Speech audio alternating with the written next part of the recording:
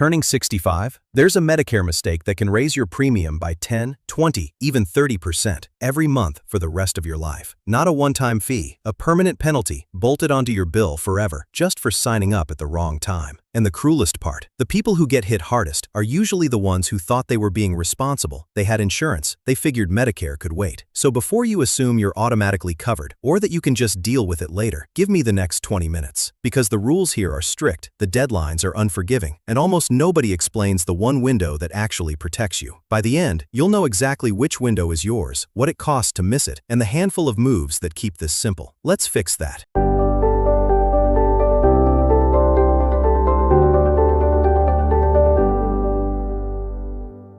Here's the whole thing in one idea. Medicare doesn't care that you meant to sign up. It cares when. There are several different enrollment windows, and which one you're supposed to use depends entirely on your situation. So let me give you 3 people, and I promise you'll see yourself in one of them. First, meet Walter. Walter's 65 next month, but he's still working, and he's got solid health insurance through his employer. Everyone keeps telling him, sign up for Medicare at 65 or you'll get penalized. For Walter, that advice is wrong, and blindly following it could cost him money he doesn't need to spend. Now meet Carol. Carol's also turning 65, but she's retired. No job, no employer plan. For Carol, that same advice is exactly right, and missing her window is the expensive mistake I'm here to stop you from making. And third, Dave. Dave already started his Social Security check at 63. For Dave, this whole thing is easy, but he still needs to know one detail so he doesn't accidentally throw money away. Same age, 3 completely different right answers. Hold on to your 3 people. We're going to come back to them again and again. Let's walk the doors, starting with the one most people use. Door 1 is your Initial Enrollment Period, your IEP. It's a 7-month window built around your 65th birthday. The 3 months before the month you turn 65, your birthday month itself, and the 3 months after. 7 months total. Sign up inside that window and there's no penalty, ever. But here's a detail that quietly costs people. When your coverage starts depends on when in that window you sign up. Enroll in the 3 months before your birthday month, and coverage starts the month you turn 65. Smooth, no gap. But wait until your birthday month or later, and your coverage start gets pushed back, sometimes by a month or more. So the move is simple. If you need Medicare to start at 65, sign up in those first 3 months. Don't wait until your birthday to deal with it.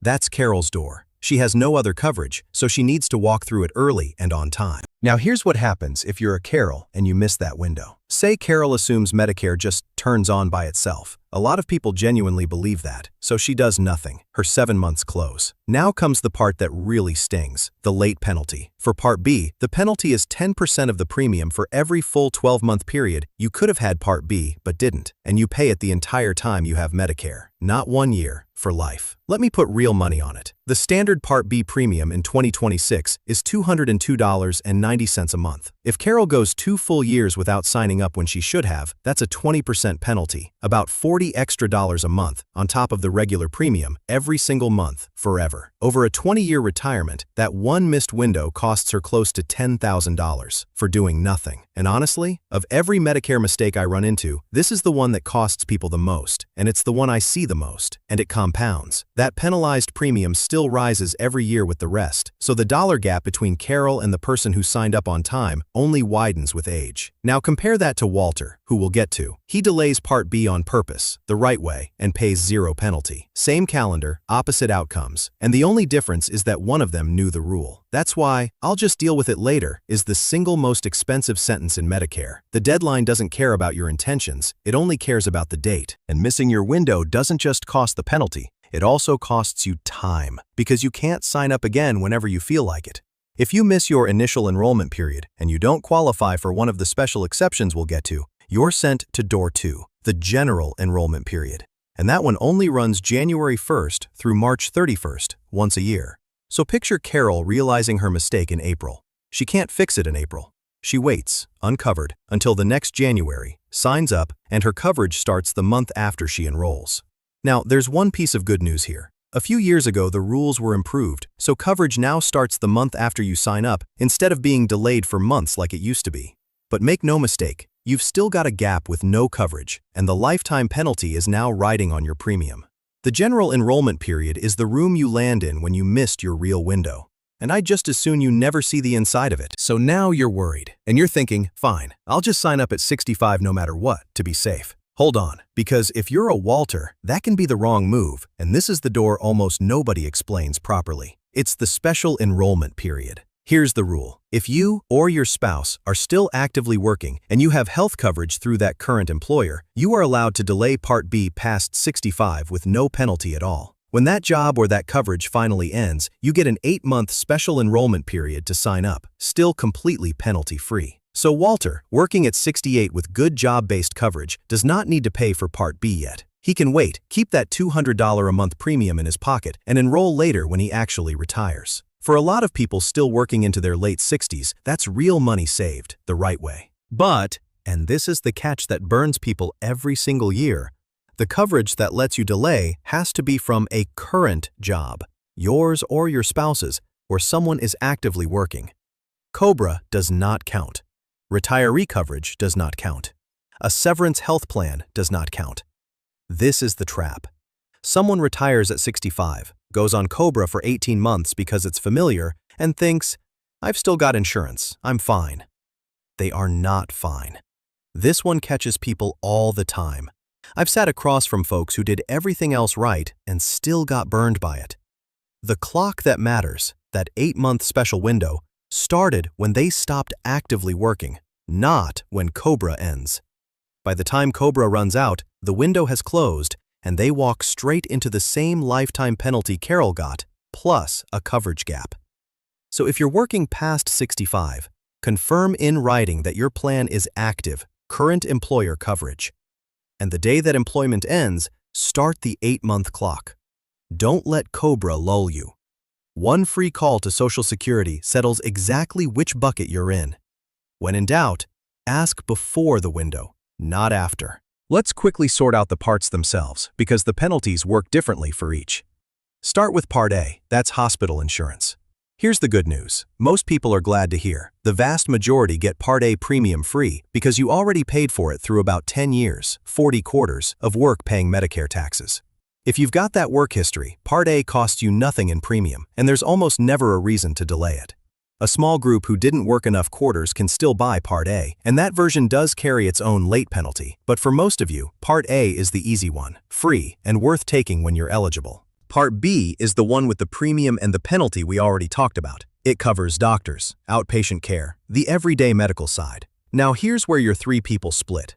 If you're already drawing Social Security before 65, that's Dave. Medicare enrolls you in Part A and Part B automatically. Your red, white, and blue card just shows up in the mail a few months before your birthday. Dave's only job is to not be careless. When that card arrives, don't toss it with the junk mail, and understand that Part B comes with that premium. If Dave truly didn't want Part B, say he had qualifying coverage elsewhere, he'd have to actively follow the instructions to opt out. But for almost everyone already on Social Security, the smart move is simply to keep what they send. If you're not yet on Social Security, like Walter and Carol, nothing is automatic. You have to actively sign up through Social Security during your window. Nobody does it for you. Now the part people forget until it's too late. Prescription drugs, Part D. It has its own separate late penalty, and it works the same cruel way as Part B. Here's the trigger. If you go 63 days or more in a row without either a Medicare drug plan or other creditable drug coverage, meaning coverage at least as good as Medicare's, you pick up a Part D penalty. It's calculated as 1% of a national base premium for every full month you went without. And like the others, it sticks to your drug plan premium for life. The base they use in 2026 is just under $39, so the penalty starts small, but it grows the longer you went uncovered, and it never goes away. People skip Part D at 65 because they're not taking any pills yet. Then at 70 they need a prescription, go to sign up, and discover a penalty for the 5 years they waited. The fix is genuinely easy, and it's the theme of this whole episode. Don't create a gap.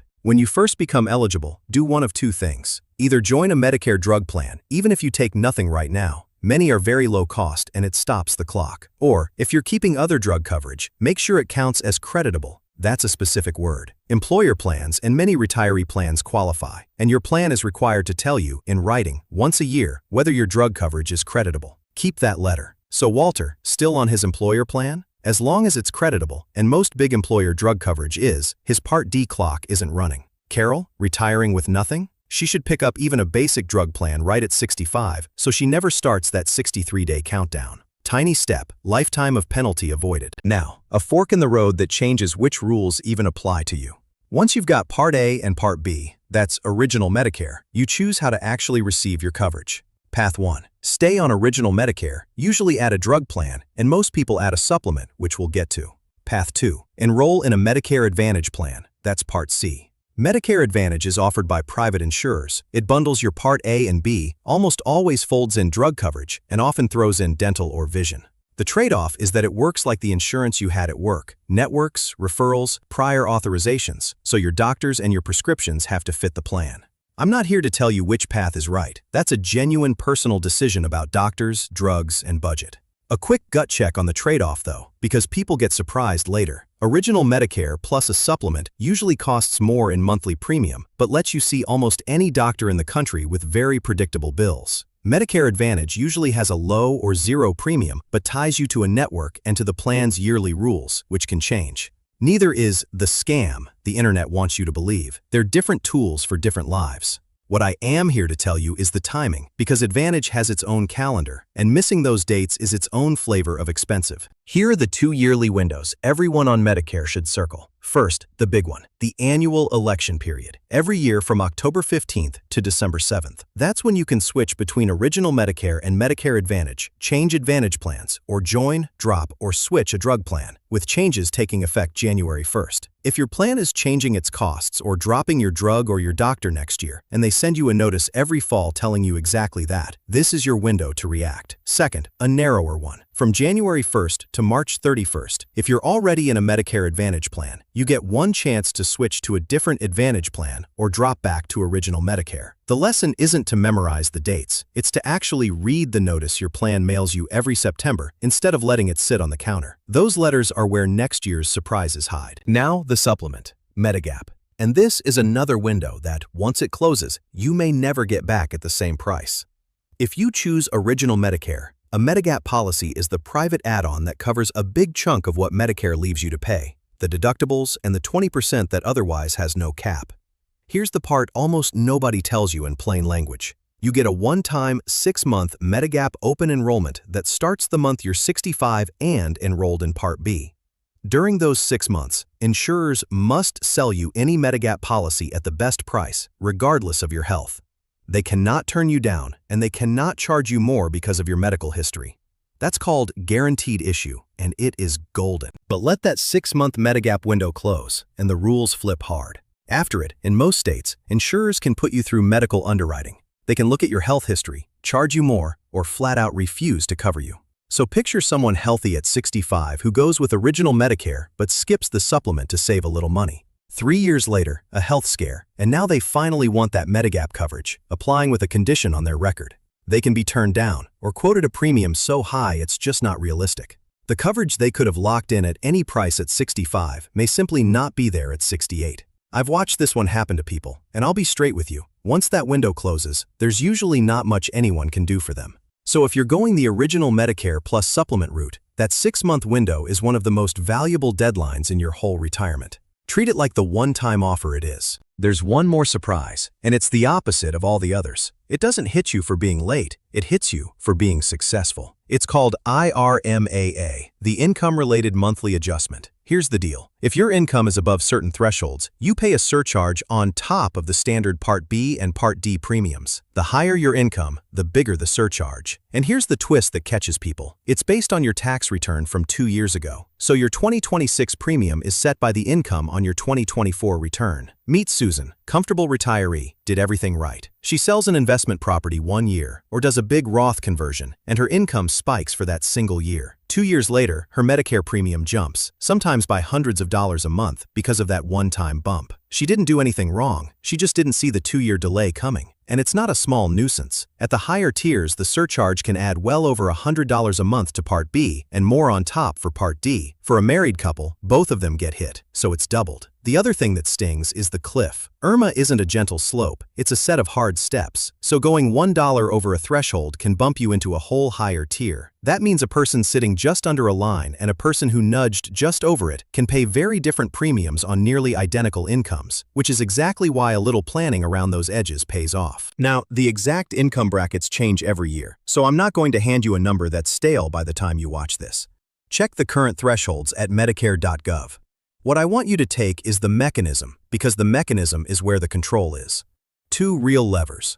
First, if your income dropped because of a life-changing event, you retired, you lost a pension, your spouse passed, you got divorced, you can ask Social Security to use your current income instead of that 2-year-old return.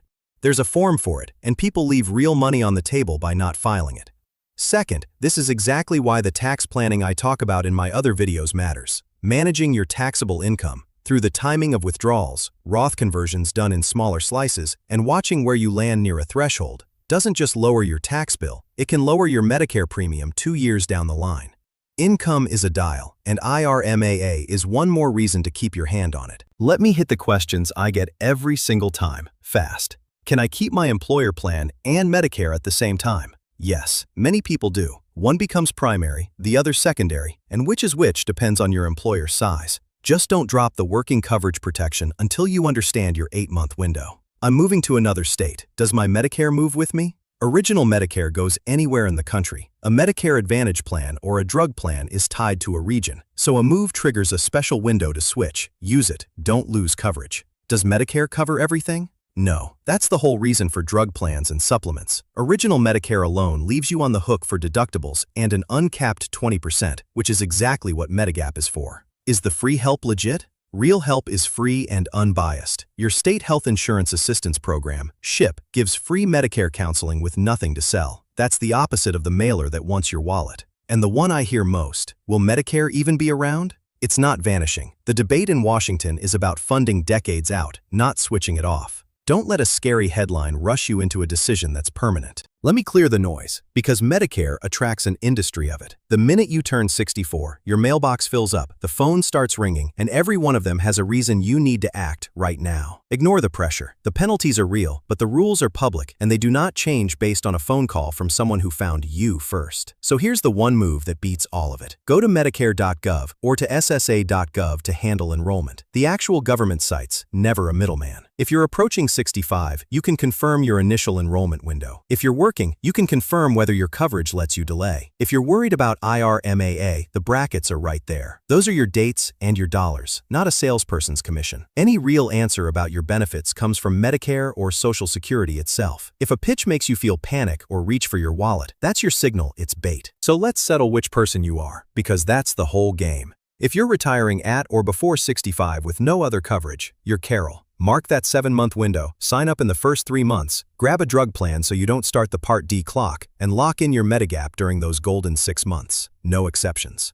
If you or your spouse are still working with real, current employer coverage, you're Walter. You can delay Part B penalty-free, just confirm the coverage is active employer, keep your drug coverage creditable, and start that 8-month clock the day the job ends. COBRA does not count. If you're already drawing Social Security, you're Dave. Watch the mail, keep the card they send unless you have a specific reason not to. And if you're a higher income Susan, plan your income 2 years ahead and file the life-changing event form if it applies. So that's really it. A few different people, a few different doors. After all these years, the penalty only ever catches the folks who never figured out which door was theirs. So here's how to actually get this right, start to finish. 1. Find your 65th birthday and count the 7-month window around it. And if you need coverage at 65, enroll in the first 3 months. 2. If you have no other coverage, sign up inside that window, full stop. 3. If you're still working, confirm its current employer coverage and remember the 8-month clock after it ends. COBRA and retiree plans do not count. 4. Don't create a drug coverage gap of 63 days or more, or you'll pick up a Part D penalty too. 5. If you go Original Medicare, lock in your Medigap during the one-time 6-month window while you can't be turned down. 6. Read the notice your plan mails you every fall and use the October to December window to fix anything. And 7. If you're higher income, watch IRMAA's 2-year look-back and file the life-changing event form if your income dropped. To make this dead simple, I put together a free 1-page Medicare timing checklist, every window and every deadline on a single page. It's free, the link's in the description. This is educational, not personal financial advice, and not insurance advice. Your situation is your own, so confirm your dates at Medicare.gov or with Social Security before you decide. I'm Jeffrey Miller. Straight answers about your retirement money. No panic, no pitch. Next time, I'm breaking down the widow's penalty, how losing a spouse can quietly raise the survivor's taxes, and what couples can do now to soften it. If that might be you or someone you love, subscribe, and I'll see you in the next one.